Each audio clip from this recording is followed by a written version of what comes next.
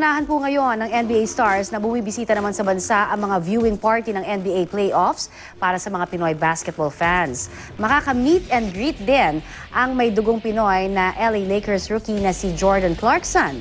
Balitang hatid ni Mark Zambrano. Dumating sa NAIA Terminal 2 ang PAL Flight PR-113, sakay ang Filipino-American na starting point guard ng LA Lakers na si Jordan Clarkson. Ang ina ni Clarkson na si Annette, isang Pilipina. It feels good, man. Y'all see me around here soon. Dahil sa ganda ng kanyang laro para sa Los Angeles Lakers, isinama si Clarkson sa NBA All-Rookie First Team ng NBA noong Marso. Di maikakaila na proud sa kanyang dugong Pinoy si Clarkson. Sa katunayan, tinatawag nga raw siyang Pacquiao ng kanyang mga Lakers teammates. Dati nang sinabi ni Clarkson na gusto niya sanang maglaro para sa Gilas, Pilipinas. Pero hindi siya umabot sa eligibility rules nito na dapat magdeklara siya ng citizenship bago ang kanyang 16th birthday.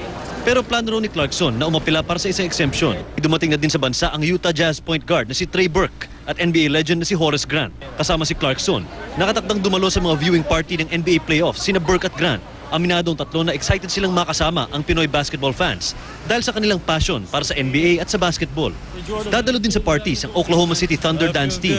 Nakatakda rin dumalo sa NBA Cares Basketball Clinic ang tatlo para sa 60 underprivileged na mga bata mula sa Project Pearls, isang non-profit organization na naglalayang tulungan ang mga mahihirap na bata gamit ang edukasyon. Bibisita rin sila sa NBA flagship store sa Sabado. Mark Zambrano, GMA News.